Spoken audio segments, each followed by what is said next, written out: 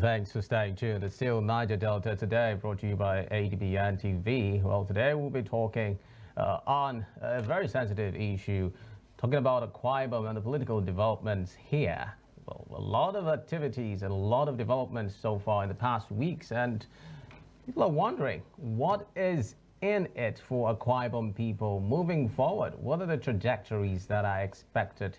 Is this a wise move when we talk about development for the state? And what's the pulse of the Akwa Ibom people like talking about moving the state forward? Our guest today is someone who has had a career across many sectors, from journalism to banking, a public servant and a revered entrepreneur.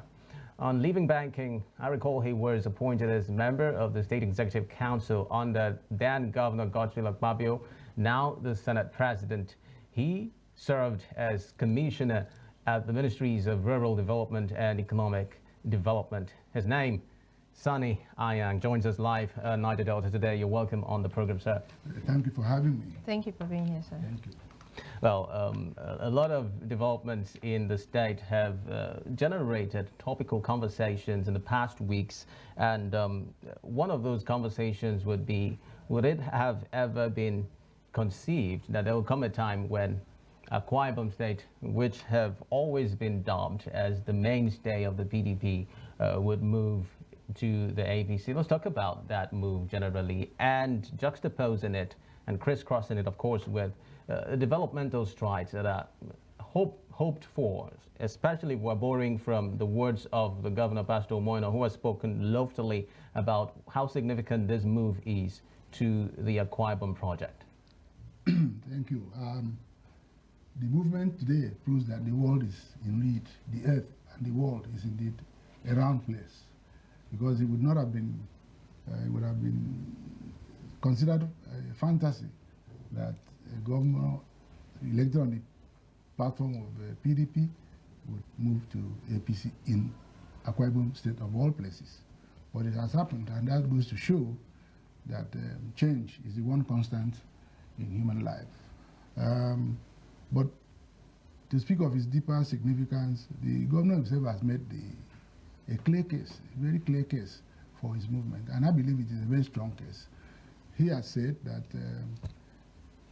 all things considered, and given the next phase of development of politics in Nigeria, the wisest thing for a state like Akwa Ibom to do is for his government, or for him to lead his government into APC. There are so many reasons for that, and personally, I don't think that there's any real reason to cry that, oh, why is Governor Moino leaving PDP for APC? In the first instance, he himself has said that if you look at it, political parties in Nigeria are like product labels. If I may use the metaphor, take a beer bottle. You can have champion, you can have hero, you can have star, but it's beer inside it. Different ones. Different ones. So if we could just use a general term, okay, not specifically mentioning no, brands. well, I don't need to mention the brands, right. So there are many brands, labels, there are labels. I won't go into whether it's a good thing or a bad thing that political parties are labels, but that's a fact. There are founding fathers of PDP, again, I won't mention names, who later moved to APC. A serving vice president, somebody who served as vice president under PDP, moved to APC at one point. So how can people phrase or frame the movement of Moino as some kind of sacrilege? It is perfectly in order. It is in tune with the circumstances or the politics of Nigeria and of Akwa Ibom State. But leaving that aside,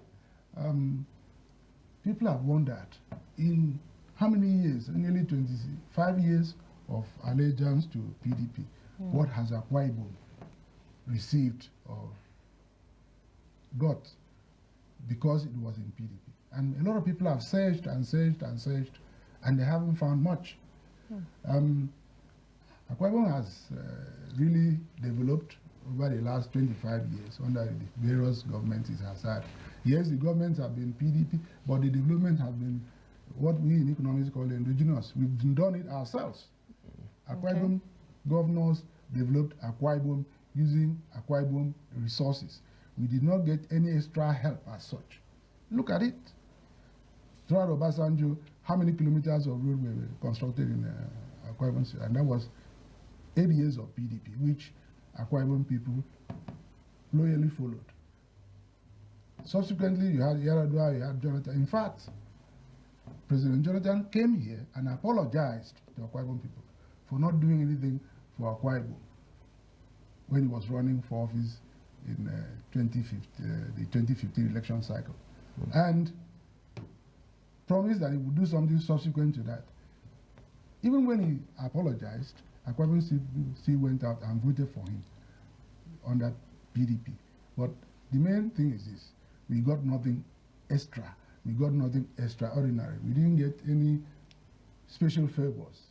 I mean, in terms of appointments, yes, the Constitution says that the country should be, all parts of the country should be represented. So we get a minister or two here, we get board members here and there, but that is not to say it is a special concession to Akwa Ibom because we didn't PDP. So Okay.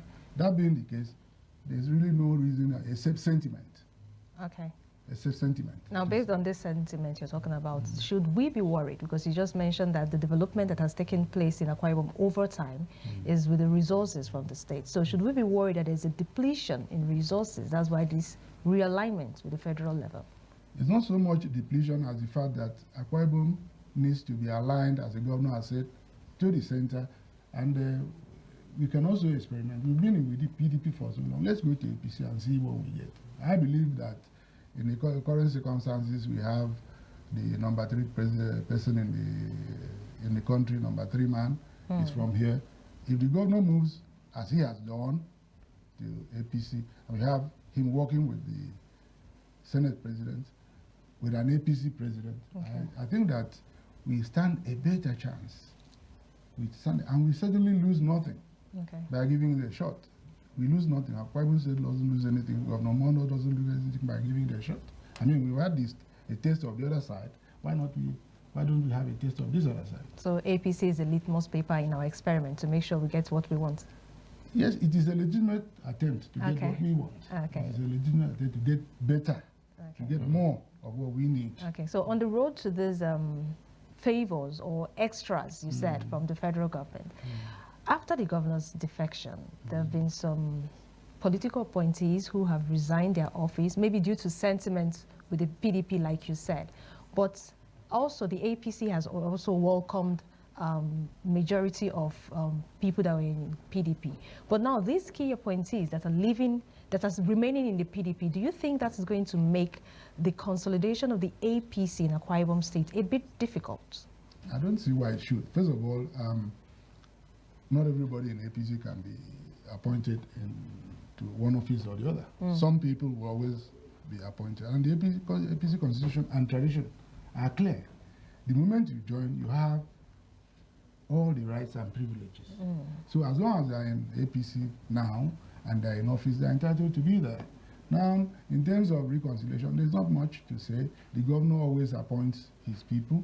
He's at liberty to do that. He's a full-fledged member of APC now, in good standing, and in good and equal standing with all other members of APC. So he can now decide.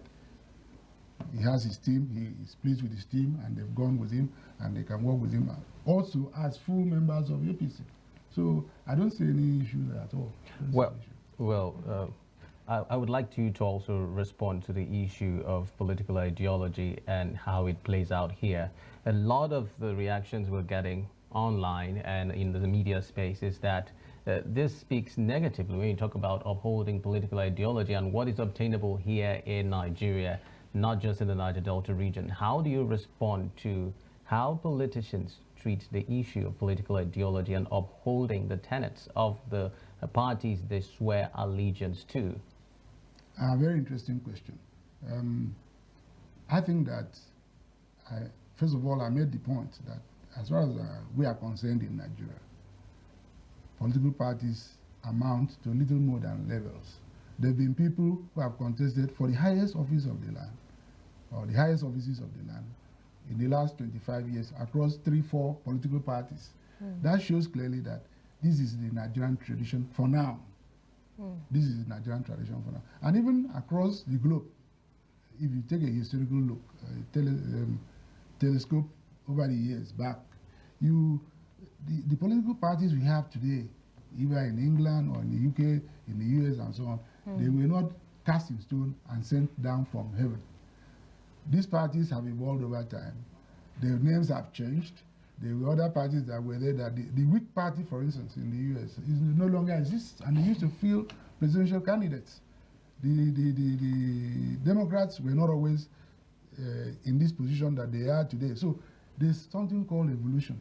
These things happen with history and so on. Now, Nigeria is at a point in time where fluidity of movement between parties is not abnormal. Even the old parliamentary system, if you recall, allowed for people to cross carpet, which is to say people sit, you're on this other side, you're on the other side. If you don't want to be on this other side again, maybe in terms of a motion that has been moved in parliament, you cross.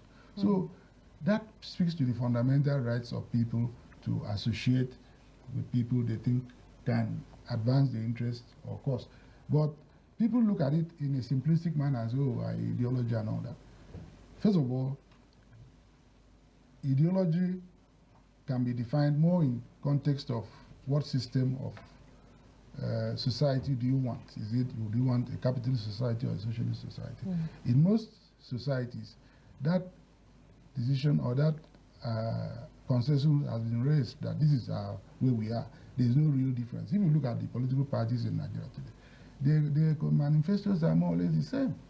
We subscribe to the free market. We subscribe to the fundamental principles of government in the constitution and all that. So that leaves very little room for rigid ideological positions. That is in theory, if you want to follow. But in practice, there's even none. As I've told you, people move freely. My personal opinion is that this may be a phase.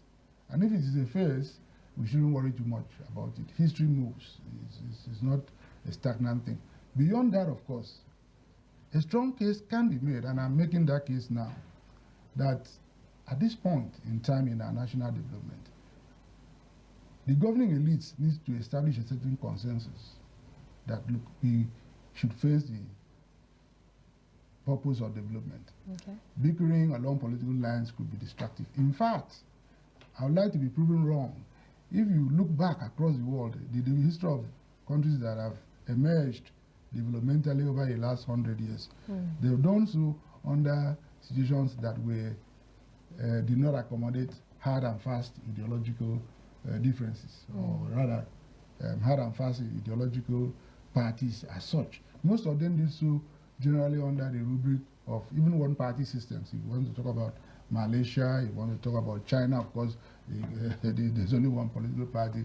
If you want to talk about South Korea, it's the military that advanced development. And let me say this, that consensus for development is not something you necessarily sit at a table to discuss. It can be imposed by a force, such as a political party, like in the case of a clear case of Malaysia, the UMNO imposed that consensus. Or even in Singapore, people talk about Singapore, that man did not run a multi-party system. Okay? So you can make a case that, in fact, under President Tinubu, by sheer nimble political footwork, he's on the road to building a consensus. Whether that will play out, we cannot hazard a guess down, but clearly the potential is there, and we need to recognize it rather than keep repeating the simplistic view that, oh, people don't have ideological. This also could be a precursor to something else. And then eventually, as we develop and things shape out, there may be basis for parties to adopt policy platforms that are distinctly different from each other, or ideological stances that are distinctly different from each other. I like to, if you say I shouldn't mention names, but look at Peter Obi, a confirmed billionaire and member of what passes for an oligarch in Nigeria. He went and ran on Labour. Labour, everywhere in the world, is highly ideological. Their platforms is pro-worker and all that. If you have a man who is on the other side ideologically and going over to this other, that shows you that the circumstances of Nigeria can accommodate, whether we like it or not, such fluidity in political behavior. Okay. Now, I don't know if ideology should be it now or development, but amidst all of this, there are concerns that most of the politicians flooding the APC right now are doing so barely for survival. Now, should this be the case, do you think Akwa Ibom State will still focus solely on governance and dividends for the people rather than just politics? Well, flooding the APC for survival is somebody's opinion, and it's not something you can even prove. Okay. It's just because of the nature of Nigerian politics. Some people they don't have what they call a second address, so politics is what they do, and maybe they can do that. But, Okay. that shouldn't disturb development. There's always been, what is politics is about how to get power, what you do with it, who gets it, and who is who gets what. You do the normal definition. So if people are interested in political power for that purpose, it's legitimate, I would say. Because there are rules, there are ground rules. There's the constitution, there's the law for all of these things. So if people are coming into the party to do it, after all, somebody has to do some of these things. If it's coming to the party because he wants political office, somebody has to occupy an opponent. So it's a legitimate quest.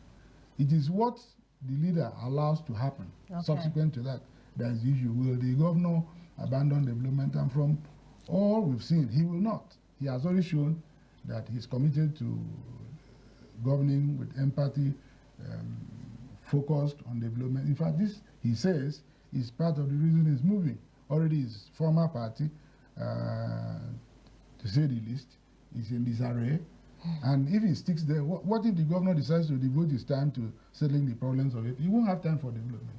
But if it comes to a party like APC that is stable, is in control of the nation, he can forget about all those shenanigans that are going on in his party and focus on development. So I think that what you lose on the straight, you can gain on the roundabout. So this is it. Okay. All right, Sonny Anyang. Well, another issue that is still at the front burner and generating conversations is the fact that nobody understands or seems to know where the former governor of the state, Mr. Udom Emmanuel, stands in all of this. People are of the opinion that maybe there is a rift between the two, but do you see the governor being able to reconcile issues that may spring up from this decision that he has made to move from the PDP to the APC? Considering the humongous decision that he has made, we cannot lose track of the fact that the state has been a PDP state right from 1999, and since then it has not moved from that party to another. So this is an unprecedented decision that the governor made. What do you see playing out in the coming weeks, months? Well, it's always difficult or dangerous to hazard to become a prophet. I'm not.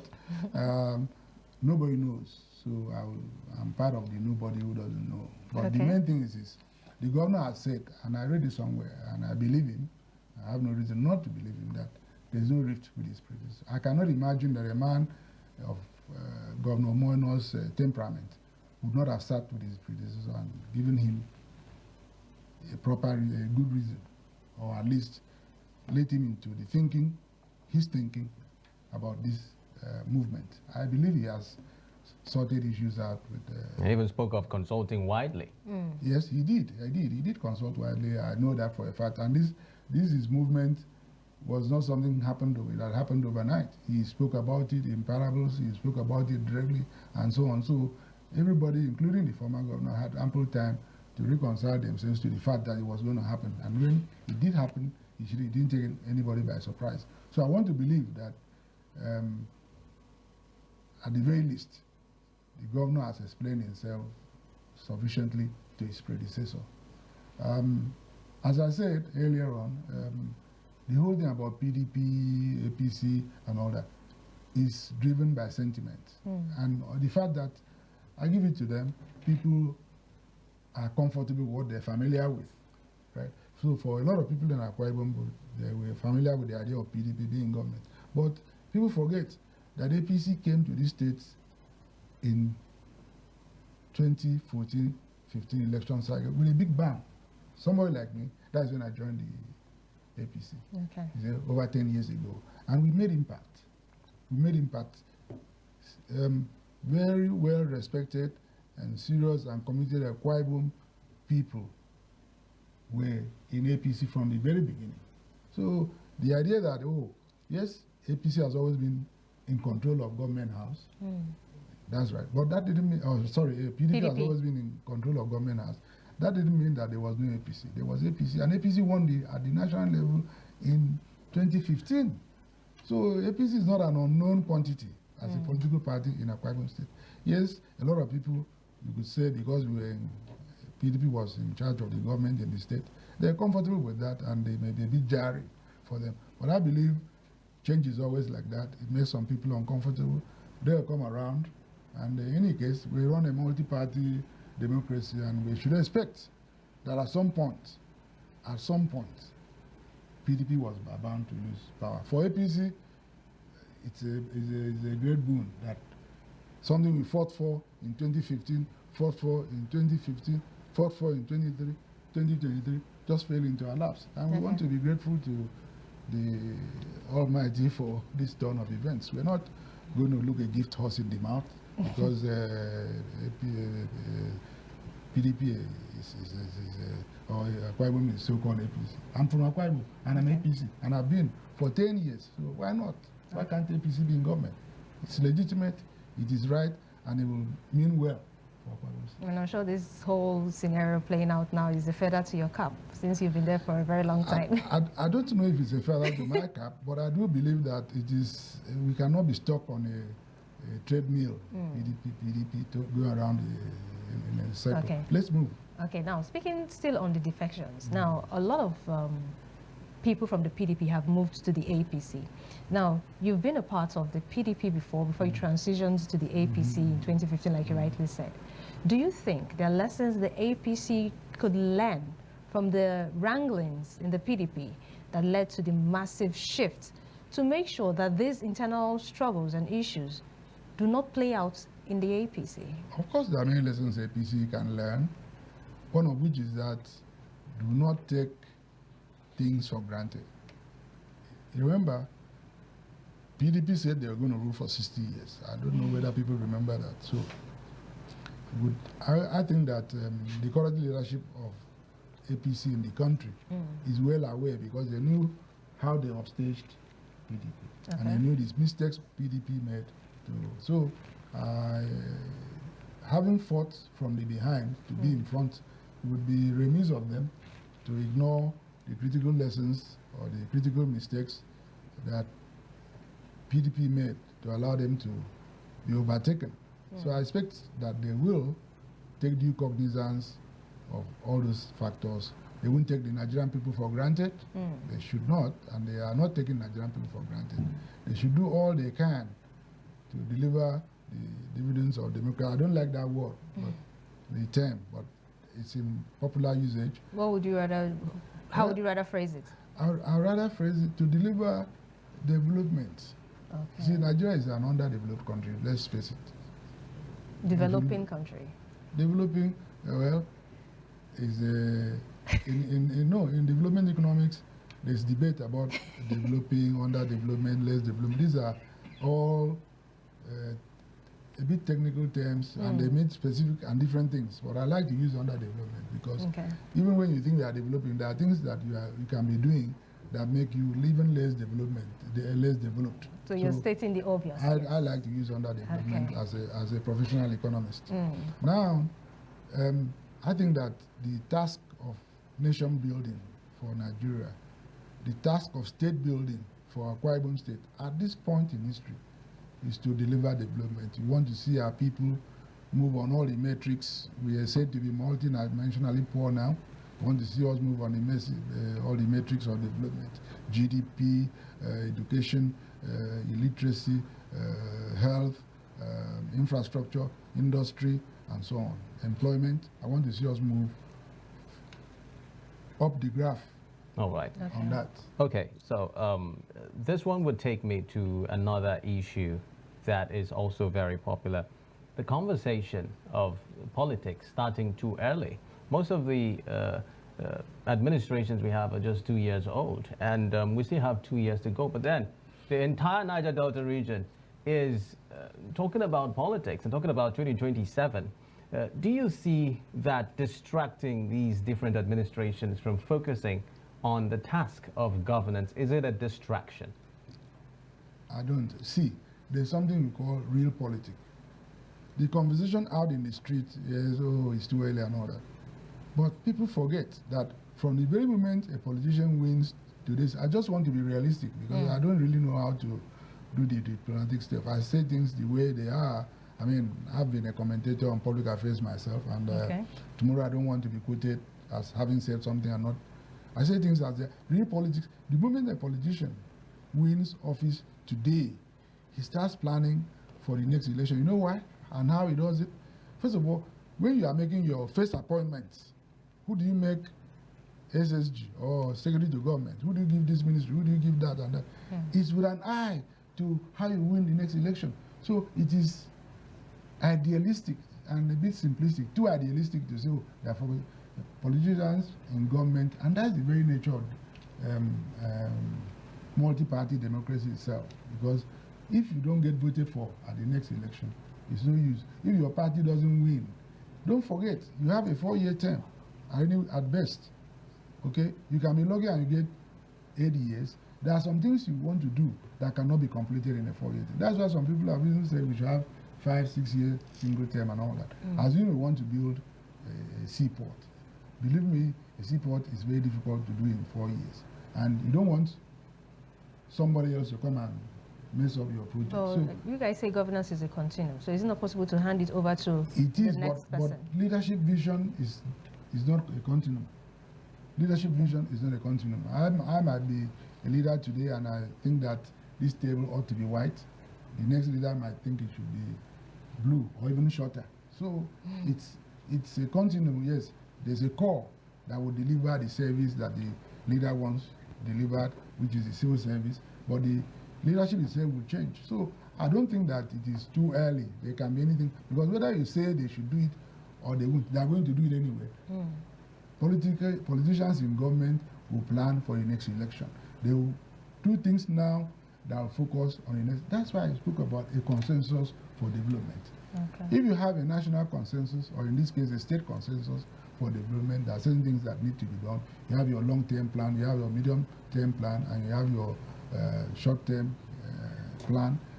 Then, over the long haul, there might be deviations up and down, but you always want to the overall trend. If you now fit a graph line around, the entire thing will generally tend to go up, regardless of who is there. So it is idealistic, and I don't think we should worry too much. There are some things we shouldn't worry about. Okay. And one of them is whether politicians are looking at it. They will look at the next election, whether you like it or not. So why don't you just reconcile yourselves to that fact and say, okay, are you delivering good governance? Are you delivering development? That's just a key question. Well, it's interesting to see how transparent you're addressing some of these issues. But then let's move to the president's visit tomorrow. It is a significant move indeed, and already there's a lot of talking points around that. Would you say that this spells good for the Akwa Ibom people? And if you were to look at it holistically, moving forward now with this huge move by the Governor Pastor Moino, where do you see Akwa Ibom? I keep asking you to prophesy. Well, okay, I will hazard a few guesses, but as an economist, I always tell you all things being equal. So all things being equal, it should be all right for Akwa Ibom State. But let me tell you something that a lot of people may not know. I guess I'm speaking also as a journalist as well. So I'm a party member, also happen to be a journalist. And so I saw the APC strategy paper in 2015. Okay. It's not a public document, or rather, it's not a secret document, but a lot of people may not have bothered to see how did the APC plan to win election in 2015. The APC plan did not consider Akwa Ibom to PDP. You know how you do when you are doing your planning for election, even in the state, you say, okay, look, we can get Uyo, Orogonam, Ikorekpene, Ikono, Ini, Ruefong. you calculate the states or the local governments you're going to get. And because you know the reasons, one thing or the other way, what you can do to get those places. And say, okay, maybe the other party will take a local government. And so we did that in APC, in all the campaigns I've been involved in. It was also done at the national level. And the APC at that time looked at the electoral map of Nigeria and said, look, leave Akwa Ibom. PDP is too entrenched. Now, things have changed. And the same APC is now, what President Tinubu's visit indicates is that the same APC that once did not hold Akwa Ibom in high reckoning is now holding Akwa Ibom in high reckoning for two reasons. One, the governor has moved. Two, our son is number 3 man. So that places Akwa Ibom on a certain pedestal. I welcome the visit of the president, and I believe it should be possible for the governor to use that occasion to whisper certain things into his ears. And since he will be on our soil, chances are that he will not say no. So it's a good thing. Okay. It's a good thing that the president is coming. Public perception of this, do you think it's going to be like an avenue for the general public to see, or for the APC rather, to test the reception level of the APC by the people of Akwa Ibom State? Yes, you are right, but I want to also draw I draw your attention to something else. The president came here to campaign the other year, right? He saw the reception. No, the first. Then Akwa Ibom was still PDP then. Akwa Ibom was still PDP. So some of these things, there's a word for it in English, serendipity, that's what they call it. These things are happening now. Some of these things were already foretold by circumstances themselves. But I mean, it just coming together makes it all the sweeter. Let me put it that way. So I think I'm looking forward. It should be good for Akwa Ibom State. There's no reason. It can certainly not harm us. So if something that does not harm you is good. Well, I would like to squeeze in a few questions as possible. The beginning of all of this started with the number 3 man, Senate President Godswill Akpabio, and then looking at his momentum at the national level and being able to broker this relationship with the APC.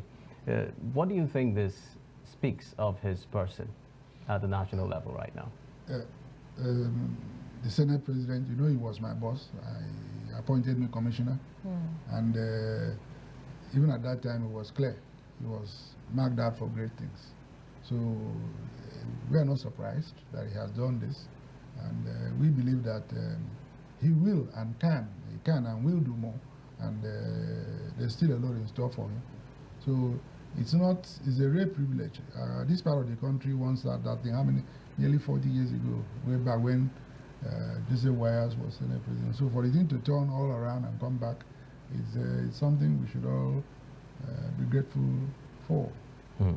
All right. As we begin to wind down the conversation now, let's speak briefly on the expectations, talking about the issues that would lead to the kind of development we want to see. You are an economist, and you know this current state of things in Nigeria, not just the Niger Delta region. And there's been, frankly put, a lot of hunger, people crying that there should be a change, talking about what to eat and cheaper transportation and all of that. What do you think of the President Bola Tinubu's economic strategy in Nigeria? Do you see it working in the coming years? Yes, the President has taken some key steps. There are certain things. You see, the challenge of reconciling economic reality with political wishes is a huge one. You know, I mean, I'm sure the President, or any leader for that matter, you need to be totally heartless to want to punish his people for the hell of it. And I know the President is not that kind of person. He's not. He has shown it at a personal level and even at a national level. He's not that kind of person.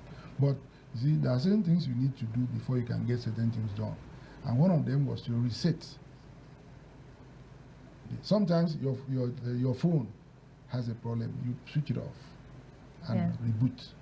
And when you do that, it takes a bit of time. You can't continue the work you were doing on the phone or the computer. The same with an economy. If you don't do certain things now, you have to do them in future. And the longer you stretch them out, the more painful it will be. So, the President needed to take care of the two critical things that were hurting the economy. Fortunately, as it turned out, I represented Akwa Ibom State on the revenue mobilization, allocation, and fiscal convention. We know that oil is the critical crude oil, or rather, crude oil and gas represent the single most important resource of this country, both in terms of export revenue and government revenue. But we were there in Ramfak, and the NNPC was not remitting anything. NNPC was not remitting anything to the Federation account. Right. And why wasn't it? They said they were using the money to pay fuel subsidy. Come on. So these loopholes have been blocked. Not just that the loopholes are, the subsidy has been removed. So there's no excuse for NNPC not to remit money. All right. We have been speaking with a man of a rich portfolio, a banker, once banker, economist, himself an entrepreneur, and a journalist. He was also one-time Commissioner, Ministries of Rural Development and Economic Development, Mr. Sania Yang. Thank you very much for coming on Niger Delta today and sharing some of these insights with us. We hope to have you on the program some other time to address some of other issues. Of course, you're a man of a rich portfolio. Thank you very much. I'll be happy to oblige. Thank you so much, sir. Thank you, sir. Well, that's the size of Niger Delta today. Many thanks for staying tuned. My name is Xavier Robert, and I'm wishing you a terrific weekend as usual. Alice? And I am Awere Swagene Ebo. Do enjoy the rest of our programming. Bye.